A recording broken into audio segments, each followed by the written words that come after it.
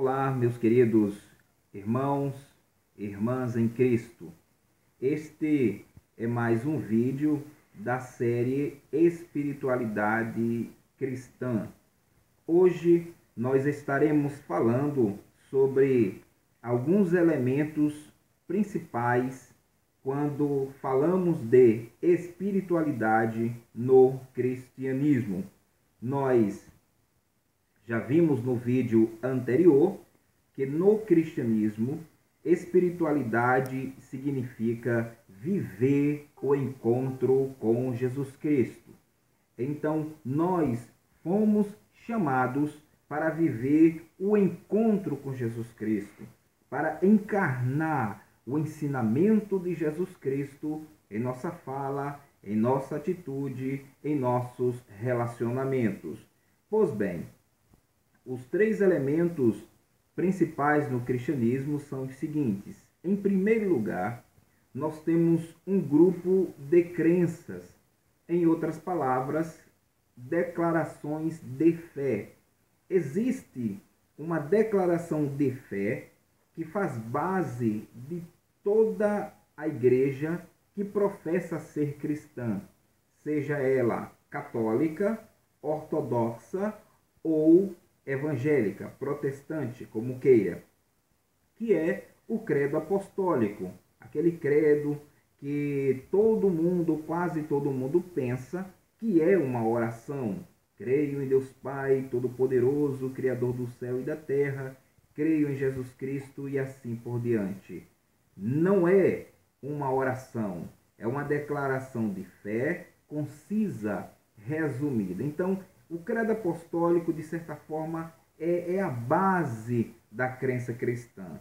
Mas existem movimentos, como, por exemplo, o movimento reformado, que faz uso de símbolos de fé, como os reformados, em particular a Igreja Presbiteriana do Brasil, que faz uso do Catecismo Maior e do Breve Catecismo de Westminster e também da Confissão de Fé de Westminster, onde no mesmo se tem toda uma exposição ou sistematização da doutrina da Igreja Presbiteriana e das igrejas reformadas ou de boa parte delas. Os anglicanos, por exemplo, eles têm os 39 artigos da religião. É importante ressaltar que tanto os reformados quanto agora aqui o exemplo da igreja anglicana, todos têm as escrituras sagradas como regra de fé e prática, certo? Esses documentos, confissão de fé, os 39 artigos, há igrejas que não têm uma confissão, nenhum catecismo, mas têm um tipo de declaração doutrinária. Então, quando falamos de espiritualidade cristã, quando tratamos deste grupo de crenças, é preciso ter em mente que essa declaração de fé, ela diverge em alguns pontos, certo? Em alguns pontos. Por exemplo, os reformados dão ênfase a alguns aspectos, os pentecostais dão ênfase a outros aspectos, a ortodoxa dá ênfase em outros aspectos, a Igreja Católica e assim por diante. Há pontos que são convergentes, que se completam, mas há também contradições entre essas declarações de fé. Não se pode esperar que todos pensem da mesma forma. Seria, vamos dizer assim, o ideal.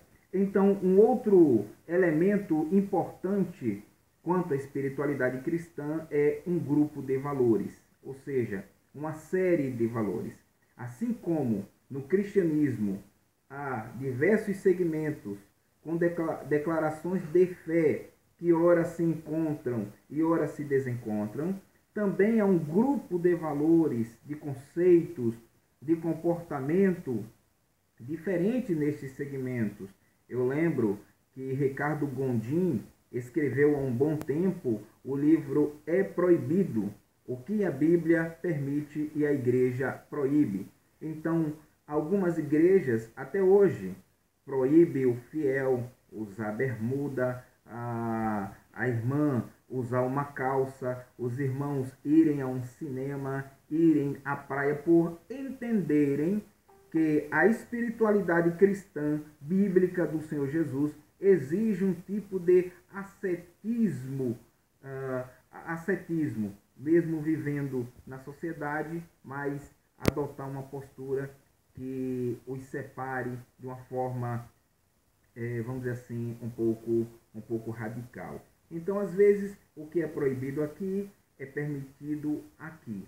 Então, é importante a gente ter isso em mente, que assim como há um grupo de crenças diferentes, também há um grupo de valores diferentes, certo? No cristianismo. E tudo está relacionado à espiritualidade.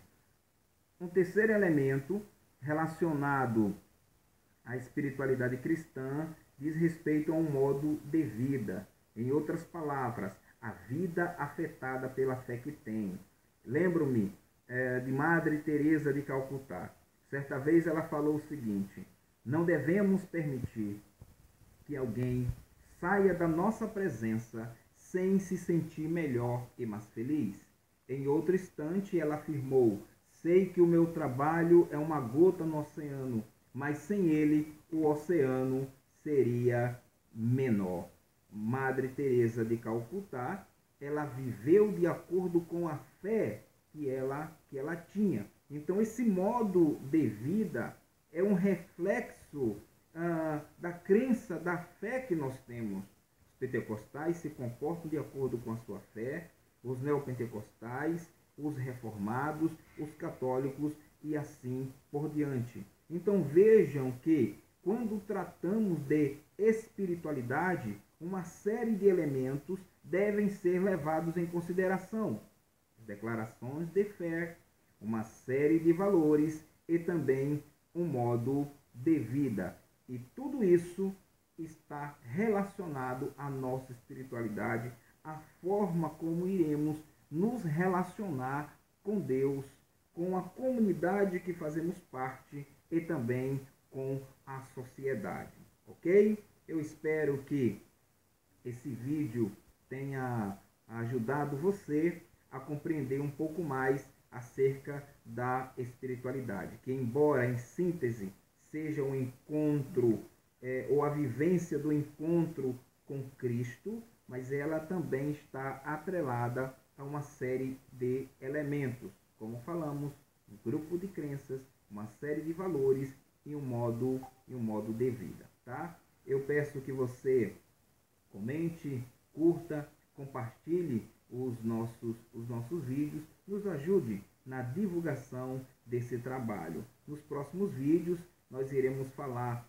sobre a importância ou fatores importantes para se expressar a espiritualidade e depois trataremos sobre tipos de espiritualidade. Espiritualidade ascética, espiritualidade judaica, a espiritualidade católica, a espiritualidade ortodoxa, espiritualidade reformada, espiritualidade pentecostal, neopentecostal. E no último vídeo iremos tratar, vamos dizer assim, da conclusão acerca da espiritualidade cristã de uma forma, vamos dizer assim, mais precisa, de uma forma bem objetiva, para que nós possamos de fato saber, à luz das Escrituras, o que é uma espiritualidade cristã saudável de acordo com a vontade de Deus. Muito obrigado, um grande abraço e até o próximo vídeo.